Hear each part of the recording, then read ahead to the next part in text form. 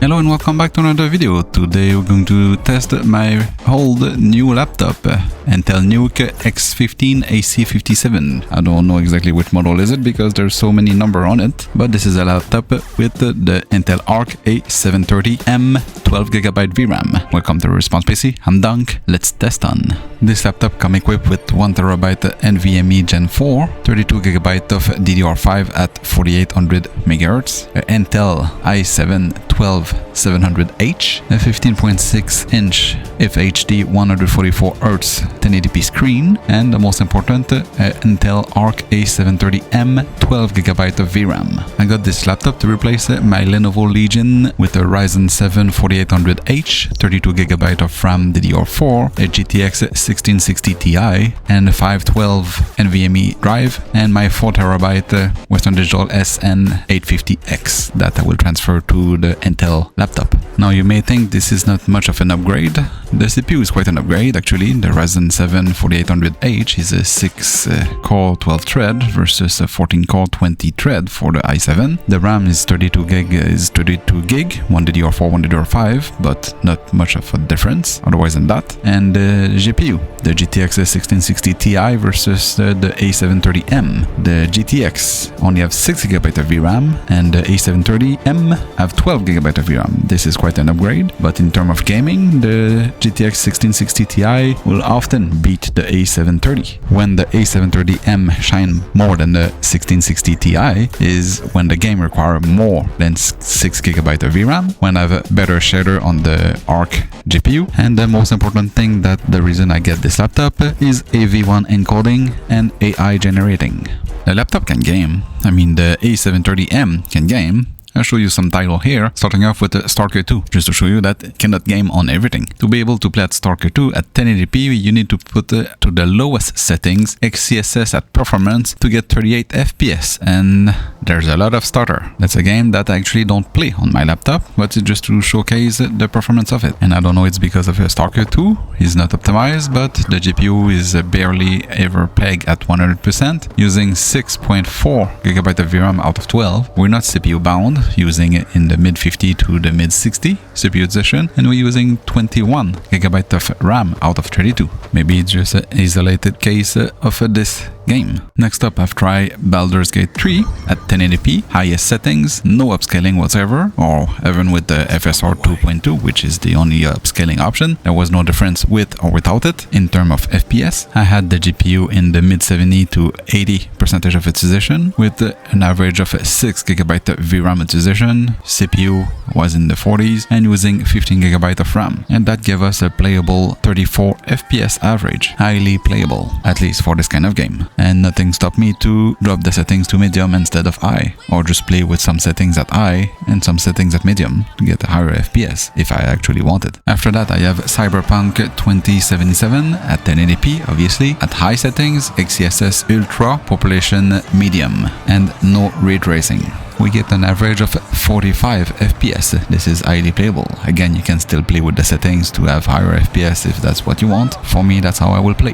Now, the GPU is also, again, at 70 to 80% of its position, sometimes climbing to 90% of its position, with 6 to 7GB of VRAM utilization. Now, I think that's because the laptop have an Iris Arc GPU in it. It also calculates, so if the iGPU is inactive, 0%, it still count in the average percentage of GPU utilization. That's why I'm receiving this kind of not peg at 99% utilization for the GPU. CPU utilization, we are in the mid 60s, and for the RAM, we are at 14GB of VRAM out of 32. Nothing to complain. Next up is Elden Ring at 1080p, max settings, get an average of 51 FPS, with the GPU in the 80% of its position at 4GB of VRAM, CPU in the high 20s, and using 13.5GB of RAM. And if you drop the settings to high instead of maximum, you get your maximum FPS of 60 that the game support. An highly playable game on this laptop, at least on the A730M. Next up, I have No Rest for the Wicked, a game that I actually like to play on my laptop on the go at 1080p, highest settings with the FSR quality, because that's the only upscaling available. We get an average of 44 FPS. This is highly playable for this kind of game. The GPU is finally pegged at 99% of utilization, using 6.5GB of VRAM out of 12. CPU wise, we are in the mid-teens to 20s and using 16GB of RAM out of 32. And the last game I test on the A730M, one that I like to play on my laptop and my desktop, is the new game Clair Obscur Expedition 33. Now this game visual is really good, so I went with the highest visual quality over the FPS, but still keep FPS over 30, so I went with 1080p, medium settings, XeSS Ultra Quality Plus to get an average of 33 FPS. Get the GPU at around mid 90% of utilization with up to 6.1 GB of VRAM, but most of the time we're at 5.5. The CPU is in the mid 20s and we're using 14.5 GB of RAM. So in my opinion this is playable when I am on the go. For sure I have a higher FPS edge on my desktop, and there's plenty of other games that you can test, but that is the one that I've tested. But that wasn't the main reason why I get this laptop with the A730M. One of the reasons I get this laptop with the A730M is because of AI Playground, the AI generator around for PC. Now, even though it's an Intel software for the Intel Arc GPU, I still encounter some issue. By default, at least on the laptop, it will detect the iGPU and not the A730. To resolve that, you need to go to the device manager, disable the Iris GPU, then start AI Playground, then you can re-enable the Iris GPU. That's a weird workaround to make AI Playground run on Intel GPU, which they promote to be functional. I've asked Intel, and the only thing they said is they are aware of the situation, but since they don't make any more mobile GPU, it's not on their top priority list to resolve. And by the way, the same goes for MSI Afterburner.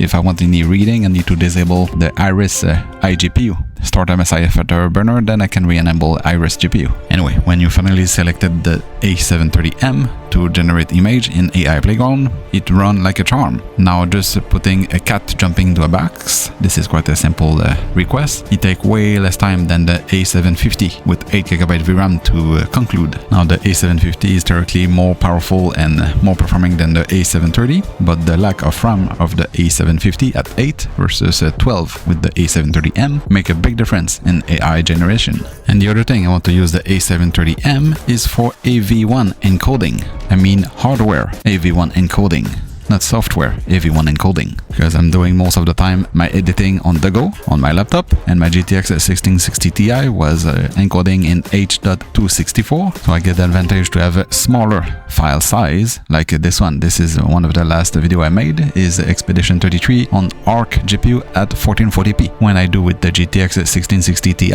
it's 1.69 GB of storage that it uses. When I encode with my A730M, the same video is going to be 1.24 GB of storage utilization. So I'm saving space on my drive, my NVMe, and NVMe space storage is something that you want to spare. And also, most of the time, since I'm on the go, uploading 1.24 GB instead of 1.69, it's also a plus using my data. And that is only for a video at 1080p at 30 frames per second.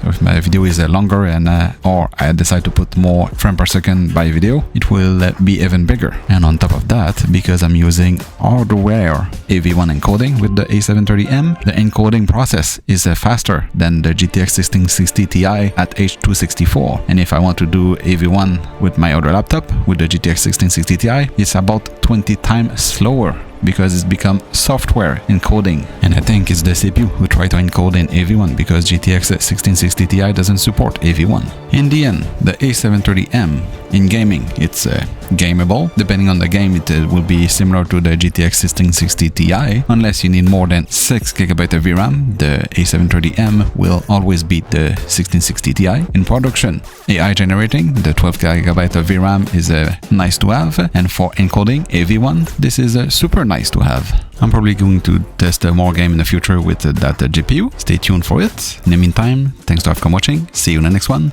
and subscribe.